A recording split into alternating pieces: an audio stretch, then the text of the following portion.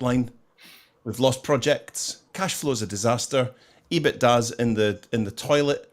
Our shareholders, the bank, our investors, everyone's giving us pressure. We're going to stay in this room until we fix this. Right? We can fix this. We are the team. So they stay there for 3 days. And if it was like an 80s film, there'd be a montage of all the laptops going and all the mobile phones going. And they're all sitting there. And after 3 days, the head of marketing, the marketing director says, guys, I've got it. I've got it. I know the answer for the future of the commercial success of the company. And they all go, they're all sitting there sweating with their collars up, 3 days growth on their chins. And they go, please tell us. And he says, we need to do more paid adverts. Welcome.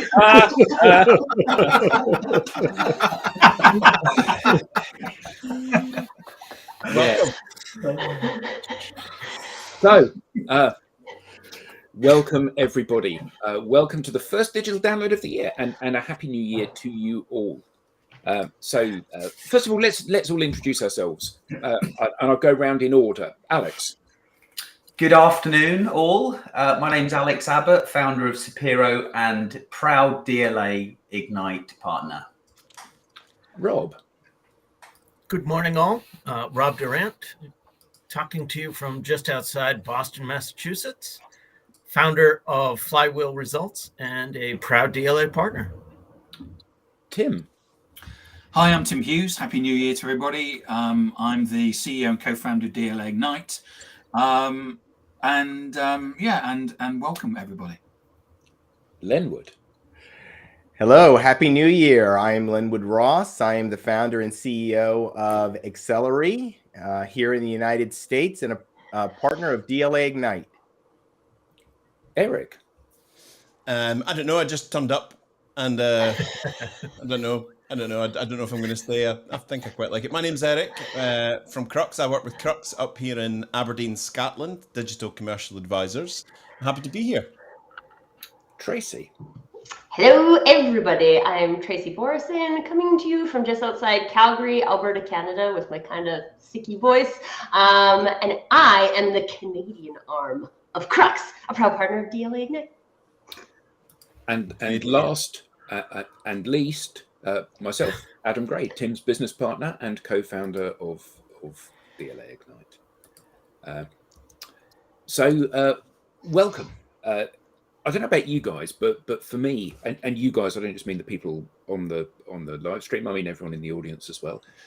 Christmas for me this year was great. Well, actually, Christmas was awful, but the break itself was great because of how it fell over the weekends and whatever. It felt like a real break. It felt like the whole world was shut down, and it was really nice for me to unplug and get some rest. And I spent some of that time chewing on what I learned last year. Were you reflecting, Adam? Were you reflecting? I was reflecting. Yes, I always feel that we shouldn't use that word when Will's not here. I know exactly. It's a Will Shorten word. It is. He is the master of reflection. I've chewed on what I learned last year. People I've worked with, clients. And really thought about how the world has changed over the last 12 months. And I'm not really one for resolutions per se, but I think it's a good time of year to set objectives for the following 12 months. And I think we all sort of tend to treat New Year, break, new start as an opportunity to really put our best foot forward. And I think that the resolutions fall into two camps. There's the health bit, there's I'm going to spend more time out in the countryside. I'm going to eat more healthily. I'm going to lose weight. I'm going to get fit, all of that. So I'm going to learn to play an instrument, whatever it might be. And then there's the business stuff. There's how our businesses operate and how we need to try to make them better, make more money, make ourselves feel more secure. Now, you might argue that you can't be successful if you're not happy and contented and well balanced and you've got a good work-life balance. But there's a great young folk musician called Sam Carter who wrote a song called "Dreams Are Made of Money," and the opening lyrics are, you can tell yourself anything you like, dreams are made of money, from your mortgage down to your kid's first bike, dreams are made of money. And I think that really has been brought to bear over the last year when we've seen people in secure jobs that have been laid off. We've seen all sorts of things go wrong. We've seen organizations and the individuals within them floundering, really trying to work out what it is that they need to do to get traction in the modern world. So I thought it'd be really interesting to ask all of you and everybody in the audience, what are you going to do differently this year to what you did last year? And I think that a lot of our behaviors are embedded in the fact that, well, it's always been that way. We've always done, like your joke that we started with, Eric, the answer's always been advertising, put our message in front of more people. But actually, we've been doing that for 20 years.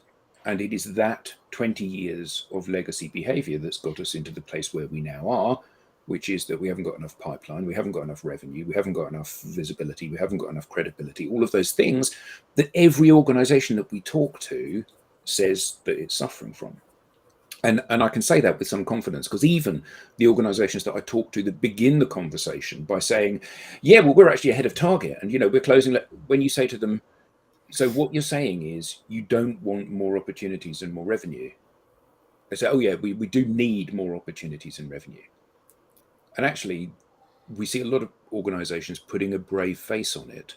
But I have yet to see, certainly in the last quarter of last year, when I spoke to probably 60 or 70 new organizations, I have yet to see one of them that genuinely believes that they're doing well.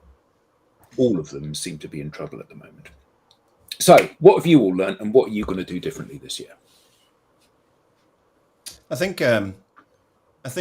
it's incredible because this year, 2022 was a year of sort of crystallization for me. So having operated in this space for some 3+ years in the sort of social digital space, I was very much head down getting into it. Tim's bored already. I don't blame him. I'm off.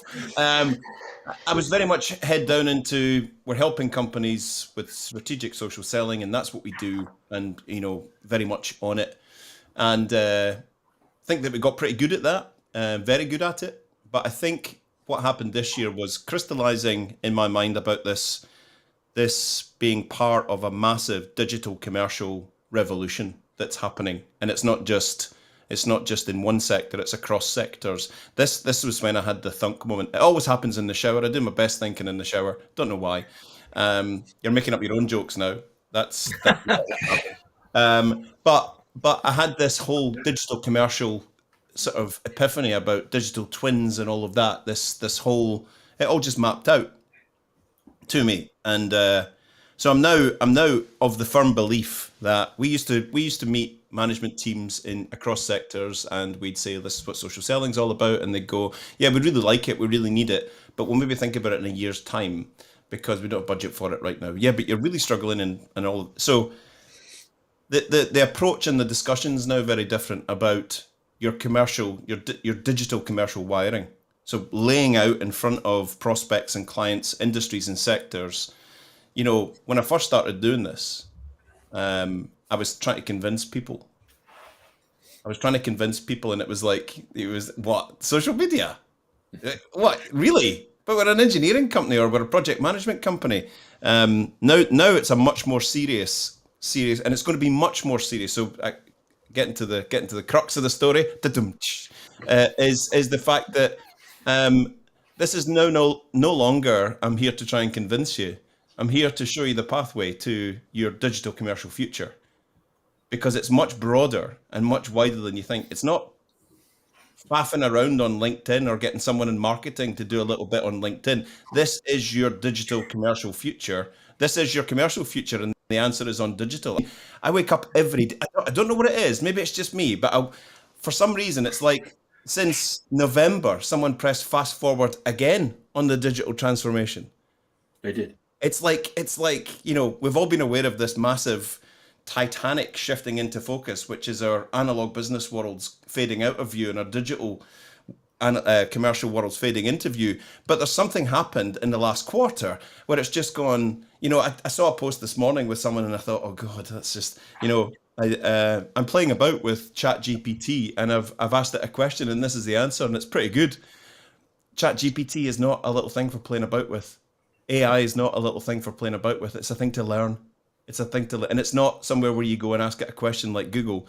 But if we do this time next year, AI will be a major part of our conversation. Absolutely guaranteed of that. So absorbing, what am I going to be doing more this year? Absorbing how all of this quick-paced digital transformation fits together in this digital commercial piece, and presenting that to the world is something I'm going to be getting more of a handle on, getting more into, finding out how all these jigsaw puzzle pieces fit together. I've already got clients and prospects saying, what about AI? What do we need to be doing with that? I think the foolish answer is it's early stage just now. Have a little play and see how you get on. Take it seriously. Take it seriously. Take it seriously. Just as seriously as any other significant commercial anchor for your organization. If it's going to add benefit, we need to bring it in, and we need to understand it. We need to learn it, and we need to become masters of it. The metaverse. What, like games and stuff? No. Take it seriously. Take all this seriously. I'm not saying burn lots of board hours learning about the metaverse, but if you want to be ahead, you've got to be ahead. If you want the thing, you've got to do the thing. Oh, that's so 2022. Oh, 2022. Yeah, absolutely. And I think that what's really interesting is that so much of these kind of these point solutions, now we're starting to get more of a handle on how these plug together. Yeah. Form a coherent kind of thing. I think that the danger, though, for many organizations is that there's an awful lot of, in quotes, digital stuff going on out there. And some of that digital stuff is stuff that is still, well, by today's reckoning, legacy stuff. Mm-hmm. Cold outreach is old legacy stuff.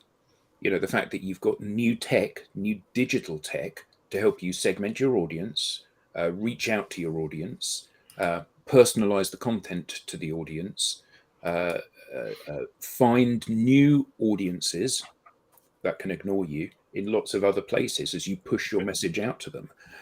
And organizations that are desperate to get on the digital bandwagon, they want to be part of the digital revolution, are picking, in many cases, the wrong things to be focusing on. We see time and again organizations in MarTech that are selling these magnificent cutting edge solutions, and those organizations have no pipeline. Yeah. And surely if you're in MarTech, you're generating pipe. That's what you're selling to people. One of the eating your own dog food situations that we find ourselves in is that all we do is social. Every client we win, every conversation we have, every speaking opportunity we get, every podcast is all done through social. And we know that for certain because we don't do anything else. We don't do email marketing. We don't do cold calling. We don't do advertising. We don't go to events. All we do is social. And for many of these organizations, they're spreading themselves too thin. They're focusing large amounts of cash or time, or cash and time and effort, in the things that are not going to deliver results anymore, because we're in the tail end of the cycle of those things. Once upon a time, email worked. Once upon a time, email was a limitless opportunity to send free communications to as many people as you wanted. And now it isn't. Now it's a limitless way of annoying people. So we talk about the speed of change. I know this is this B2C world, but we can take some cues from there about the pace of change. There was a lovely post the other day, but I don't know this chap. He's a second degree connection of mine, but someone liked it and pushed it into my feed. And actually, when I read it, out of context, it just makes you go, oh, that's interesting, which a lot of people do. You can give anyone or any company the best advice on how to grow, get better, improve. It's only the best advice to take it on. But if they take it on board, yeah, absolutely. But the fact that digital life is growing at such an exponential rate, and you could just giggle at this little post, but think about the connotations about this, right? The post was by a chap by the name of Simon Verona, I think he's from Sheffield. He said, I took my Tesla in for a service. The app said it's time for a service. So I drove to Tesla in Leeds. I drove in. The reception has no people in it. When he drove in, his app said on his phone, "Thanks very much. You can just walk away now. You don't even need to leave your key. If you want a coffee, hold your phone up at the sensor at the door, and then hold your phone at the coffee machine, and we'll give a cup of coffee. But don't even leave your key. Thanks very much. Just walk away. We'll let you know when it's done." There are no people in the service center at Tesla in Leeds. You drive in, and your car says, "Thanks. Walk away now. Just shut the door. Just shut. You don't even need to lock it." You don't even need to lock it. Now, he turned up and he said, "There's no humans here. There's no humans at all. The app's just telling me and the car's just telling me, thanks for dropping me at my service. I'll give you a shout when I'm ready." And if you want a cup of coffee, just nip in there, just hold your phone up. Now, we can giggle at that. It's funny. He's turned up and all of that. But this is going to pull through more in 23, 24 and 25. This sort of thing is going to pull through into B2B. It's going to expand incredibly more in the B2C space. Oh yeah, brilliant. The SEO geniuses. Well, and I think this is an interesting, Mark's comment there is an interesting conversation in the Tesla there's no people place, right? Because this is the dehumanization of things, and it's not necessarily bad. There are things where technology and automation are very helpful. I always say my number one favorite thing to get a text message for is when I'm going to a flight and they change my gate, right? Yes, please don't call me for that. I don't need a person for that. I need a text message that tells me what gate to go to, right? But there's also benefits in human relationships when we build benefit into human relationships, right? I think what's happening is the humans are getting into relationships being kicked off by emails. And I get these all the time too, Mark. I'm sure everybody on this panel does. I'm sure everybody listening does. "Oh, we should talk because I can help you. You don't know anything about me. You can't possibly know that." And so I think there's this really interesting conversation in 2023 about are we balancing these things? Are we balancing what it's like to be a human with all of this tech? Because if we're ignoring the tech, we're probably going to be in trouble. And if we're ignoring the human engagement perspective, we're going to be in trouble. So we can't just go in one of those directions. We need to figure out, for us as individuals, for a business, as a culture and an ecosystem, what is the balance that's right for us here? And this is what I'm coming to for my point for 2023 is I think we need more space for experimenting. I think we need to create space to experiment with the things.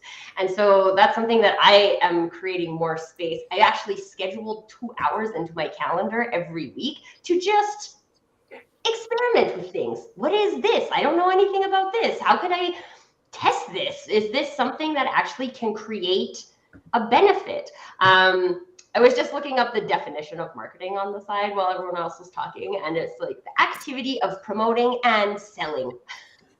And I think that we've missed this and selling piece of marketing for a very long time, and just doing things, right? We'll just experiment. We'll send out a whole bunch of emails, and then we'll give ourselves a high five because we sent out X amount of emails that didn't get any response.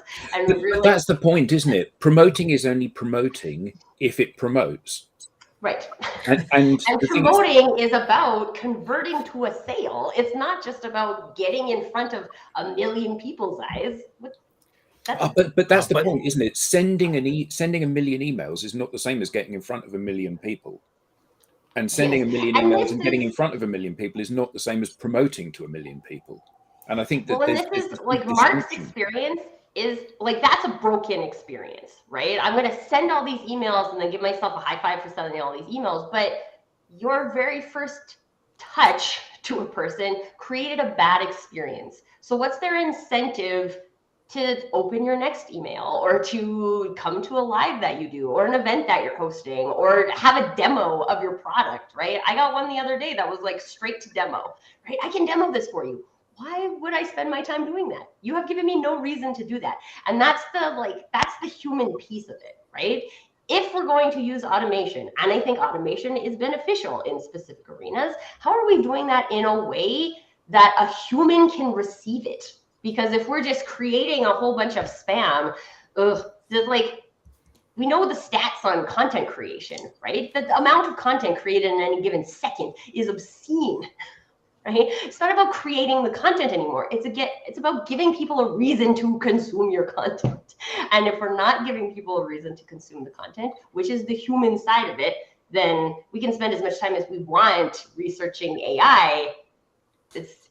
Maybe you'll get in front of a bunch of AI eyes. AI eyes. I think you're absolutely right, though. That what you just said there. Imagine that at global corporate scale, experimenting with what doesn't, and changing course, and trying and experimenting and running pilots and doing all of that. Yeah. Well, the amount of money that we spend in R&D on a tech side, right? Like tech companies have, I don't even know how much budget. Sometimes unlimited budget. Like I worked for a small tech company. I'm hiding now. I worked for a small tech company, and the R&D budget was unlimited, right? Like that. Okay, so we're going to spend unlimited budget, unlimited resources on people writing code, but we're not going to give any kind of leeway in the rest of the company, sales, marketing, customer experience, to explore the same way. That's seeing this short-sighted to me. I think you touched on a couple of things that I think are just brilliant. This idea of the balance between technology and human has actually resulted in a lack of experimentation. So let me get into a little bit more of what I mean by that. For years, certainly at the enterprise level, and I think at all levels, there has been an overinvestment, I would argue, in technology, and an underinvestment in giving people the skills that they need to do the things that you described. The reality is that in most organizations, small and large, they don't know how to do the experimenting.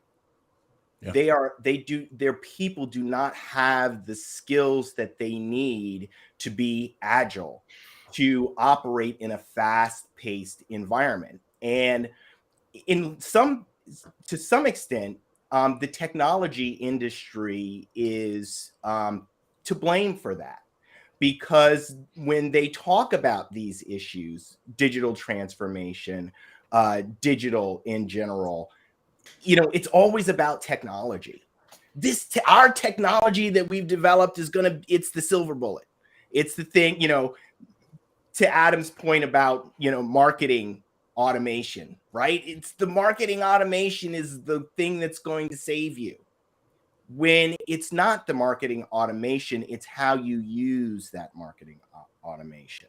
It's what people are doing with technology that is going to save you. And so until enterprises invest more, and I actually think this is the year for it, that invests more in the skills development for their people so that they can do the experimenting, so that they can work together better and faster. Those are the things that are going to help them overcome things like priority overload. What's priority overload? I got, 1,000 things coming at me and nobody can tell me what's important. Or they call it collaboration overload. I call it communication overload because there is no collaboration. Communication overload. I got all this communication coming at me. We need a little bit more, less conversation, a little bit more action, because Elvis, all we're doing is talking. Indeed.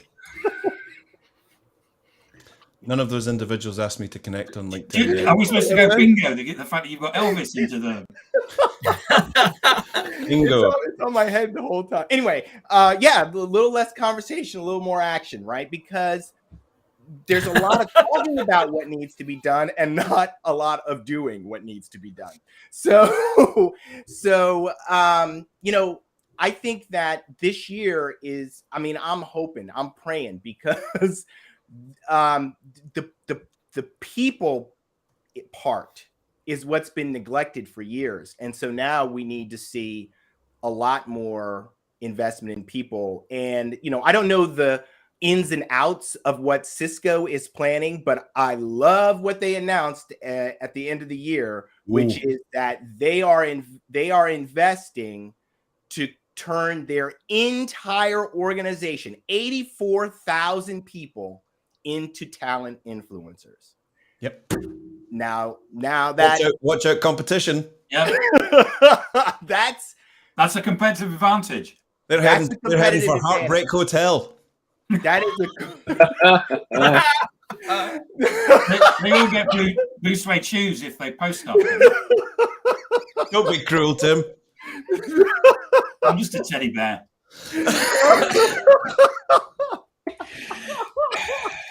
There's a famous Navy SEAL quote, which is, "Under pressure, we don't rise to the occasion.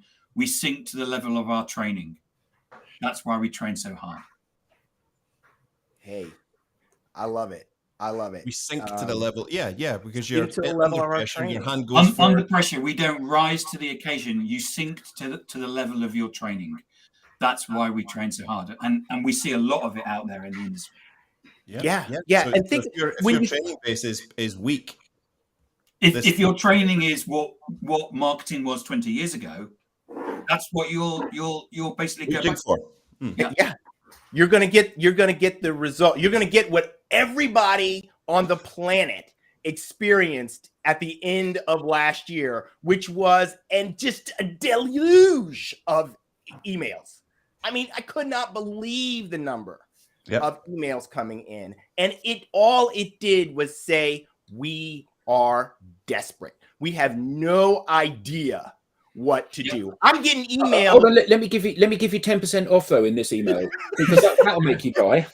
I got emails from companies for 15%. things that I downloaded 2 and 3 years ago. Yeah. Which tells me they're going through every inch of that marketing automation, looking for any name they can find that isn't a customer to try to turn them into one. Do you get the ones that say, "We may have spoken to you about 3 years ago, but we thought we'd get back in touch"? Yeah, following up on my message last week. yeah. Or following up on, you know, whatever the conversation, pretending as if we had a conversation or I had some, and get, you know, just it was incessant at the end of last year, and it was the kind of thing that, you know, now that I think about it, those are some great prospects. The firms that sent those emails, they're great prospects, because they just let it was the tip off. They don't have Are they great prospects though? Because there are two kinds of people in business, aren't there? There are people that say, I will buy this person or solution to deal with that problem, and people that roll up their sleeves and say, I'm going to deal with that problem. Yeah. So Tim and I worked for a big tech company some years ago, and one of their products was the most advanced marketing automation software in the world. And Alex worked there as well. The most advanced, and people would spend 7 figures buying a license to use this product and then use it to send out newsletters. Yeah. It was the best in the world when I sold it, when I was selling it. It was. But the point is that, you know, this is people that don't want to address the problem. You know, I have to sit down, I have to work out what I'm trying to say to these people. What are their challenges? How can I meet their challenges? How can I talk about them? How can I engage them in a conversation? How can I really understand what they're trying to overcome, so I can be there to help them through that and give them genuinely good advice? But they don't want to do that. What they want to do is they want to buy an agency, a tool, a whatever, more adverts that will solve the problem. And it's that laziness that has led people into this very situation. The reason emails don't work as a marketing tool is because 99.9% of the emails you receive are crap. So therefore, you bundle them all in as crap and throw them away. If every email you received was incredibly valuable to you, your first point of resource would be your inbox, but it isn't. If every advert was something which genuinely was a good product, and then you would read adverts and go, I'll buy one of those because that seems like it's really good. But actually you don't, because you've been, once bitten, twice shy. Too many times you've been led up the garden path, and you've been sold a dream which hopefully before purchase is clear that it's not a dream, it's a nightmare. I do see. I think that speaks to my initial point of trying to fix one of the tiny fragments of the overall bigger problem. Trying to deal with that one little thing with a bit of tech or a bit of a solution, a bit of a band-aid, when in actual fact it's not about that one little piece. It's about the fact that everything about your digital future as a business has changed. So how do you, as to Tracy's point, Lenwood's point, Tim's point, how do we, I've only heard it once. And it made my day. I wrote a blog about it. One company who sat down as a board and said, right, everything's changed.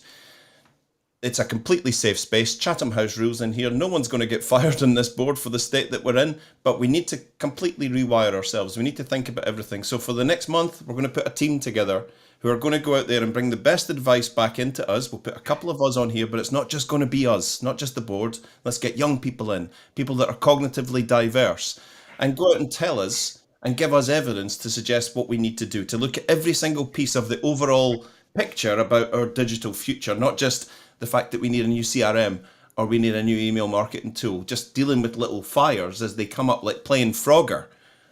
Is that what it was called? No, not Frogger. What's it called? Whack-a-mole, yeah. Whack-a-mole, yeah. Just trying to hit one and then hit another. Let's get the overall picture and let's set ourselves right for now and for the future, and actually leave space for all these things like that may come in, like AI or the metaverse, but actually make sure that our little company's digitally set for the future. I don't hear enough of that kind of chat at board level. I don't hear enough. Yeah, I bring it back around to where we started. What are the resolutions for the new year? I said the last time we met, I'm not going to have resolutions going forward, but I do have a word of the year. My word is intentionality. So I sat down over that Christmas, New Year's break, and I did the stop, go, start exercise. Figure out everything that I'm doing. Stop doing those things that aren't working. Continue doing, invest more into those things that are working.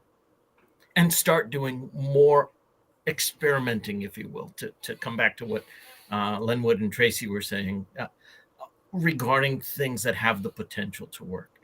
And that's me at the individual level. I've been in organizations where we've done that at an organizational level, but there's not enough of that going on right now. It's more of the same. What did we do last week? Yeah, we should probably do that this week.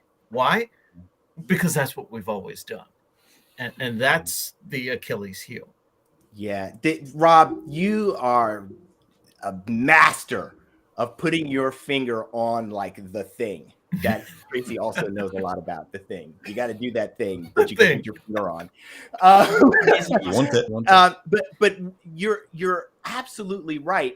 And the reason why I decided to speak up right then about my thing that I'm doing this year is because I found myself engaged in that behavior that organizations all over the world are engaged in, which is taking the top of the organization, and it's the top of the organization that has to figure it out. That type of strategic planning, it moves so slow that you're out of it by the time you get anything going.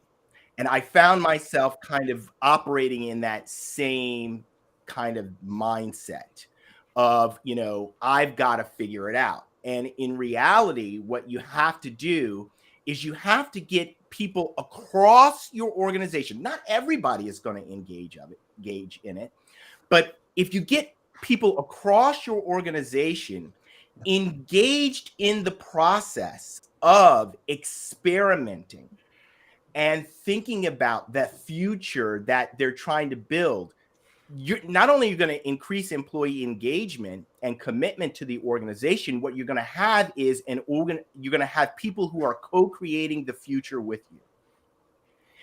And the framework for doing that, or the beginnings of doing that, is giving them the skills that they need to engage in that process.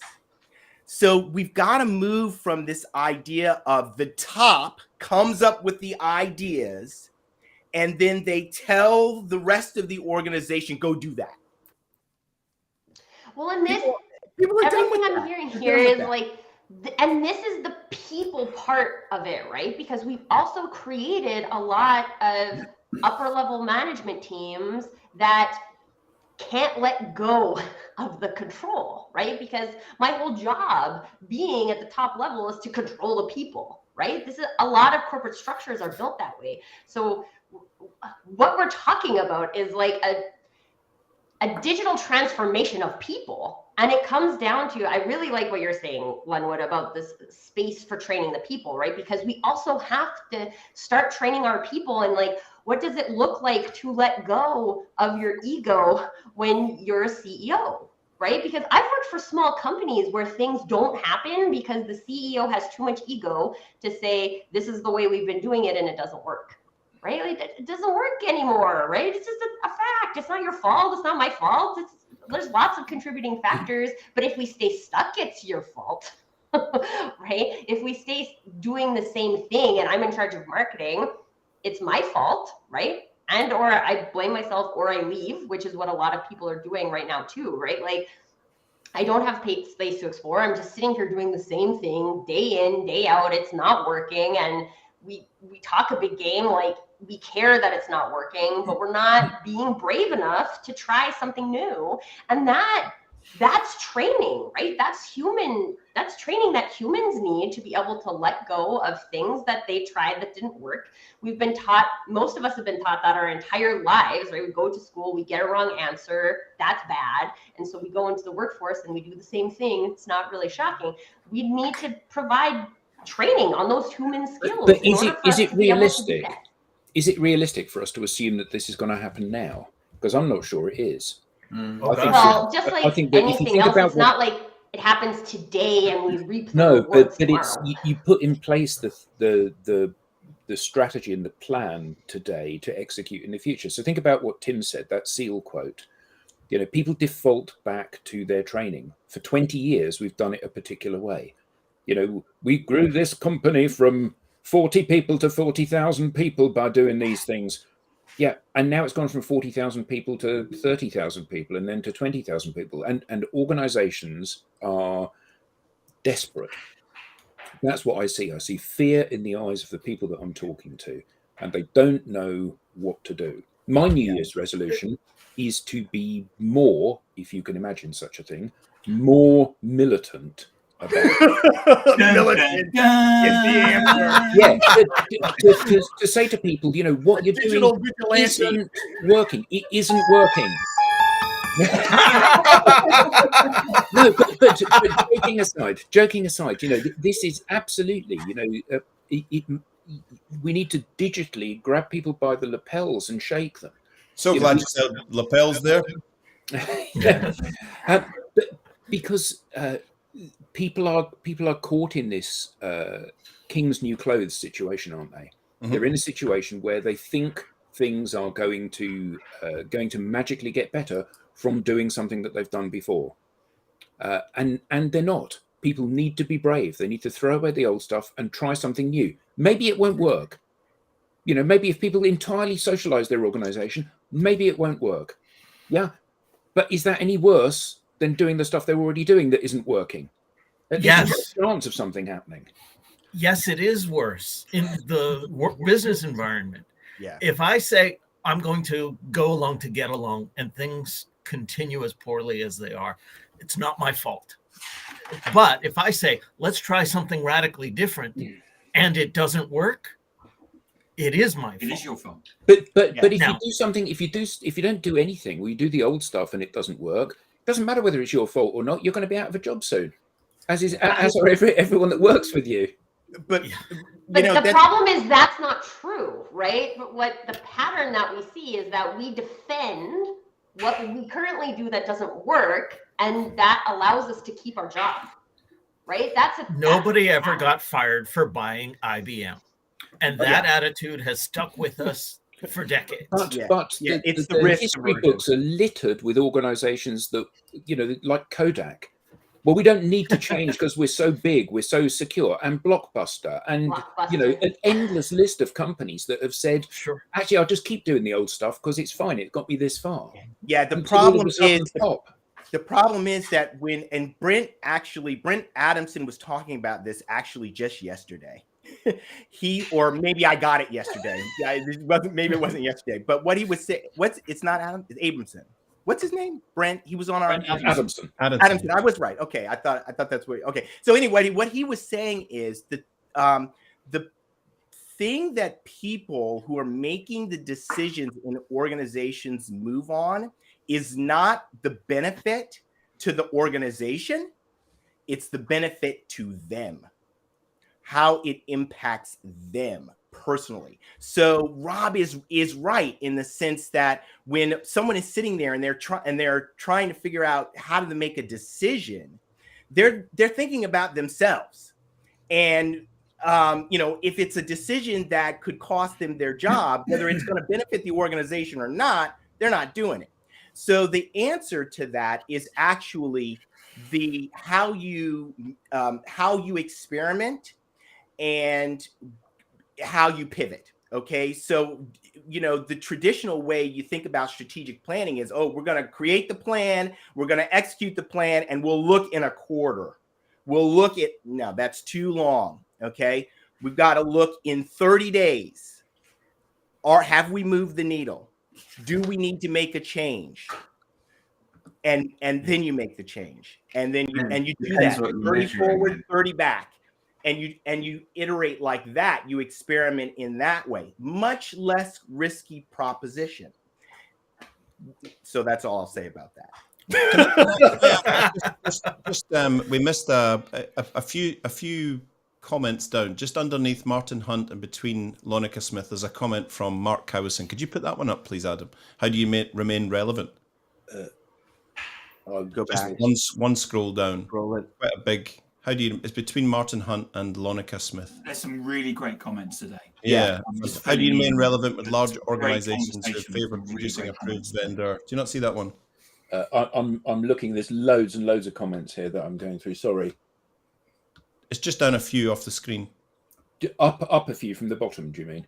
No. If you just come down from the top, I think the last one you'll see on your screen is from Carla, and then a few down from that, there's one from Mark Cowison. So it's quite recent. How do you remain relevant with large organizations? I'll read it out. How do you remain relevant with large organizations who favor reducing their approved vendor lists, which is common, and engaging the 2% profit buying houses for all their purchasing? And when it comes down to pricing, the people part is not relevant in this space, to be honest.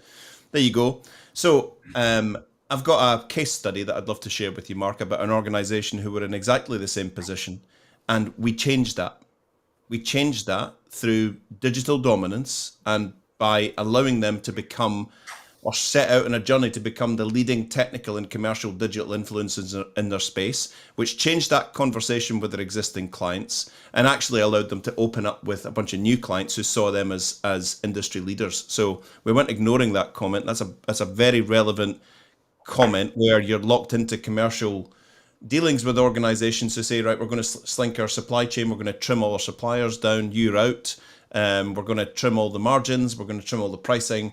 That's the reality that companies face today. But it's not ways around it, but there are ways to counter that. And I'd love to share a case study with you about an organization where we helped them with that very thing. Yeah, and that actually that question, Eric's response, goes to the heart of the issue we were talking about as it relates to marketing automation and where we are today. The buying behaviors have changed and the market has changed, and the way that you are able to break through that, which I'm sure is what Eric's case study is going to show, is to demonstrate your value through a relationship that you're building with that organization on social. That's kind of the big thing, right? Email, you just cannot do that with email marketing. There's too little value in that email. You need to build. I love it. How do you remain relevant? Oh, interesting. What did ChatGPT say? Call DLA Ignite. Yeah. If it did, it's brilliant. I heard that. Did you hear Can I Will I just talk Am's? about this? Did you hear Will I Am's theory about ChatGPT and Elon Musk's relationship with OpenAI? The people that his theory is that ChatGPT is growing at such an exponential rate. Every millisecond, it's getting more and more. I don't know if intelligent is the right word, but it's getting smarter and smarter. I asked it the other day to write me a piece of code for such and such, and in 17 minutes it was flawless, absolutely flawless. So rather than just asking it internet style questions, what is, who is, blah blah blah, getting it to do stuff for you, I'm finding it absolutely incredible. But the his Will I Am's theory is that the reason that he bought Twitter is he needs trillions of bytes of data to funnel into the digital mind that is ChatGPT or OpenAI or whatever it might be. And that what better place to get billions and billions and trillions of bytes of stuff and text every second of every minute of every day is from Twitter, to just funnel it right in to grow this big digital brain. Interesting. Wow. It is interesting. I feel like I need to say this on the pricing piece, right? Because one of the things that we continue to see in the digital era is decreasing prices on things so people can compete on price, right? So then what we're doing is we're taking human intelligence, skilled services, and making them commodities. So now they have become, we compete on price, right? And then when we compete on price, we're making less money. So now the people that we pay for these companies that are competing on price are making less money. And then we contribute to quiet quitting and things like that, because, well, like, now I just get paid the minimum viable to do the minimum viable. And like, I don't know. I just still feel like there's people who don't believe in that, right? In decreasing skilled services to the point where we're just competing on price. And there will always be people who do believe in doing that, right? My husband works in the supply chain. Supply chain is all about pricing, right? We want to get goods to people at the lowest possible cost. So we need to lower the cost as much as possible. Like, they actually get bonus on cost savings, right? That's part of their industry. That's probably not going to change, but it also was a supremely challenging. So like in Canada earlier in 2022, we experienced like ridiculous supply chain issues, and we're paying like $5 for a loaf of bread now because of what it costs to get things through the supply chain when we make bread locally, which is crazy. But it's because the people whose job it is to get the discounts have no relationship with the people who are providing the services. And then when you get into trouble, the people who provide the services say, well, this is what it costs now, so make it happen. And it just is moving farther and farther away from how humans would actually do business. So is there a benefit? Sure. Greg is asking ChatGPT instead of humans. That's fine. And there will always be people who do that because they trust the technology more than the people. But the less people show up to create trust with people, the more that's going to happen. So do we just give up and say, oh, everybody's just going to trust the internet for things? We don't need people for anything anymore. Like, we're all people too, right? So if we don't need us, then is that the direction we want to go? And do we actually think that that's the direction that works? Because quite honestly, I don't think it's just all about technology. I think technology is created by people. And if we don't talk about people, then we're missing a huge component, and it's going to become a problem. That's the important bit there. Does the world need 9,000 marketing automation tools? No, just mine. But I think the key thing here is that cost and value are not the same thing. Correct. You know, what we see is that premium priced goods and services command a premium price and are often in short supply because people are prepared to pay for a premium product or service. The problem is that we are at this kind of crossroads. We have AI competing with humans, and AI offers some benefits, but it's not all benefits. Correct. Actually, we need to work out how we are going to navigate that. I don't mean we on the call. I mean, we as a species need to work out how we can Professionals. how we can, yeah. And what we've seen is every time there's been a revolution, the industrial revolution, farming laborers being replaced by machines, trains replacing wagons, all of this kind of thing. People have been able to move from that environment where they've been working people using their hands. They've been able to migrate to become working people using their minds. They've been able to move from working the fields to working calculators or working ledger books or working writing machines or whatever it is. And now we're looking at a different kind of abyss. Now we're looking into something where there is no safe haven for the mind being better than a machine, because it won't be shortly. So how are we going to make sure that we are adding value? Back to that point from Andrew, cost and value are not the same thing. So when we sell on cost, we will always be beaten by machines. When we sell on value, we won't necessarily. I just want to get to something that you said there, which I don't agree with, which is that AI is going to replace the human mind. There are certain things that AI can do extremely well, but this world is filled with complex problems that require complex solutions, and they require more than one person to solve. And so when we move from this idea that there is a product or a single product or service that can solve our problems, then we'll start to make a dent in actually solving problems, because there isn't. We actually need to move towards a better system or a better operating system of working together. Mm-hmm. So when we command when we're looking to receive a high dollar amount or pound amount for a service, we're actually paying for an outcome. And increasingly, it's not that I'm going to hire this company and they're going to deliver the outcome. It's I'm going to hire this company and we're going to work together to deliver the outcome.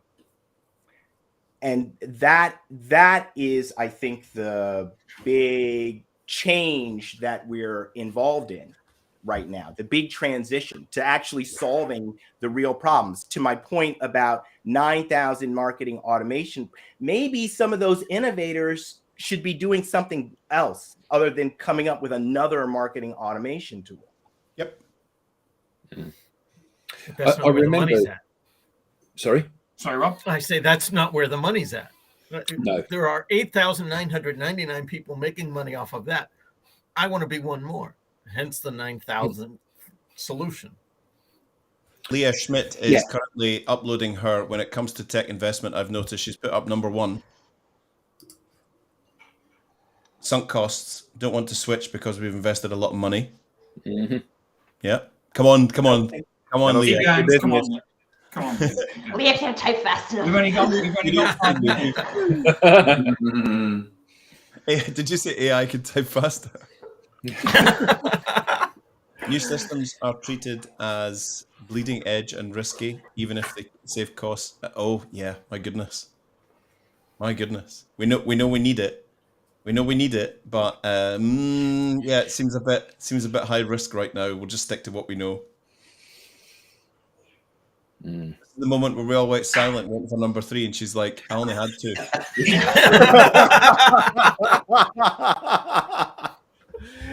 He's a friend of the show. My New Year's resolution is actually to it's not really a New Year's resolution because I don't make those, but it's really to help help HR leaders in particular, but organizations through their HR teams to work better together, and that's my focus all year.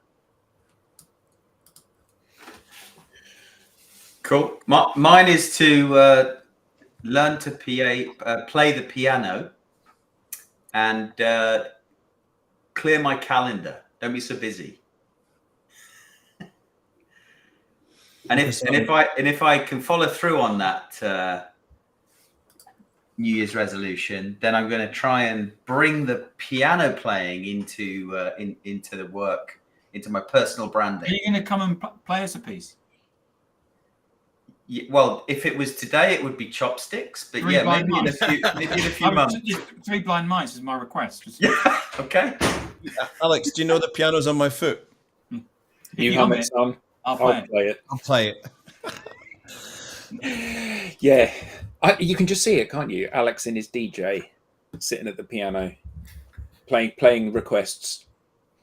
There's a classic from Andrew, who I think is Andrew, who is a creative brand strategist. My resolution is 300 DPI. Ah, yes. Andrew Cameron, yeah, very good. And Ellen, thank you for thanking Linwood. Yes, thank you, Ellen. Thank you so much. So, are there any other last-minute resolutions from people or learnings from the last year that they're going to take forward into this year, or some insight that they can share about how they are going to behave differently over the coming 12 months? Keep building digital communities and doing things with them and collaborating.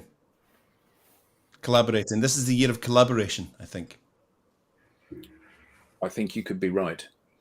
I think that we're at a point now, aren't we, where organizations have got their backs to the wall and they realize that often they don't have the answers themselves. So they need to find a community of people that can help them. Yeah, the world economy is creating a pressure that is going to intensify over the next 12 to 18 months for sure. Mm-hmm. Yeah. But back to what we were talking about earlier in terms of the Your old piano. Yeah, before the piano, but in terms of salespeople and how difficult it's becoming for them. There's a nice article from Trust Radius that talks about the fact that the salesperson as an asset that a buyer references when making a purchase decision has dropped out of the top 5. Say that again, Alex. Say that again, Alex. Go on. So the salesperson, yeah, as an asset that a buyer would use for information to inform their decision about what they need, has dropped out of the top 5. So can you share that in the chat, please? What, the article or the? Yeah.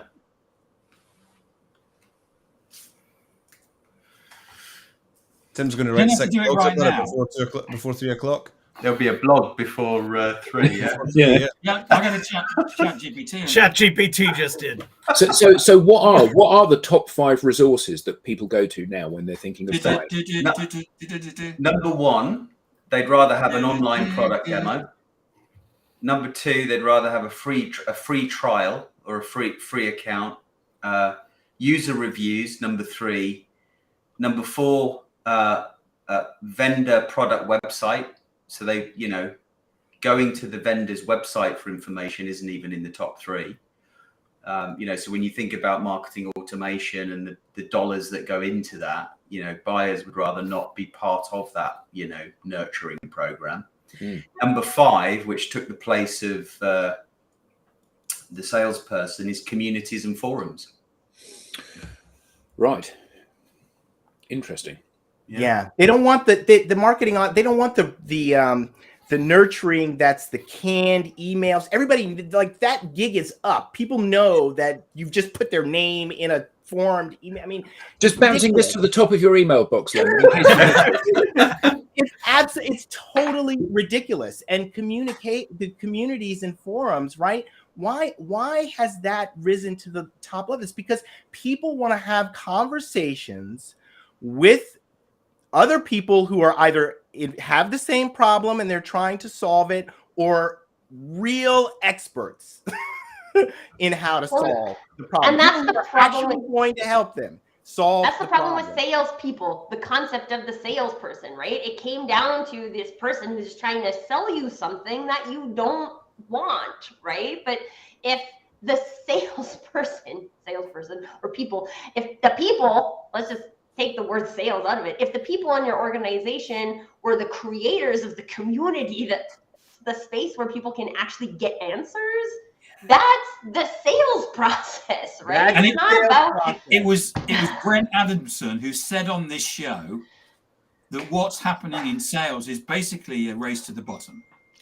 we have given people a reason not to trust our salespeople as informative resources. Exactly. And of course, they've fallen off the list. So we don't trust salespeople. So what you do is what they're doing is you commoditize a salesperson, pushing them through processes. So we don't trust them even more. Yeah. It's a race to the bottom. And you heard it first on a digital download. Maybe this is a good intention for 2023, is to get out of the race to the bottom. Yeah. So the digital download, Rob, which is what now? Rob, sorry, I was reading comments. Longest running. Oh, yes. Longest running. The business. longest running weekly business broadcast on LinkedIn Live. fantastic. And on that note, we are past time. Thank you all very much for coming along. Thank you, the audience. What a fantastic, huge number of comments. Absolutely. Sorry if we never got to some of them. Have a great year, everyone.